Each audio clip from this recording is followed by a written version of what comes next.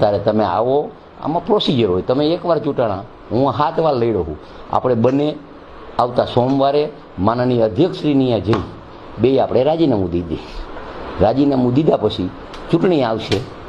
અહીંયા વિસાવદરની ચૂંટણીમાં અમારા કાર્યકર્તા લડશે ને તમારા કાર્યકર્તા લડશે. અહીંયા આપણે બેને લડવાનું. એટલે તમને ખબર પડી જાય ક્યાંય ગોપાલભાઈના નામે ધમકી ન દઈએ ને ઉછેરવાના ધંધા બંધ કરે. અને હું તો જીવાનનો પાકો હું.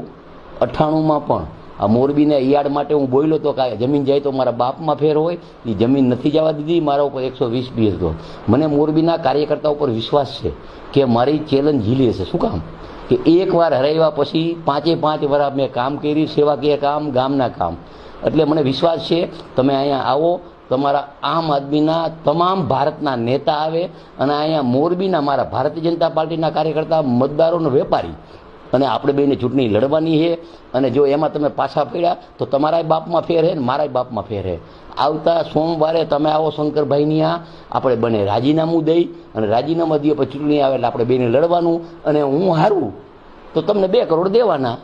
એમાં કંઈ ખોટી વાત નથી. મારી પેટમાં ગયા. પણ આ બધું બંધ કરો તમે. એક સીટ આવી વિસાવદરની, એમાં તો આખા ગુજરાતના કાર્યકર્તાએ ઉપાડો લીધો. ઉછાળવાના ધંધા, ઉશ્કેરવાના ધંધા, જેમ તેમ બોલવાના ધંધા. ગોપાલભાઈ આવે છે આમ કંઈ ગોપાલભાઈ કંઈ એવો કંઈ હાવ છે આવી જાય અહીંયા, ક્યાં હું ના પાડું. અને આવી જાઓ સોમવારે રાજીનામું દેવા અને મારી તૈયારી છે.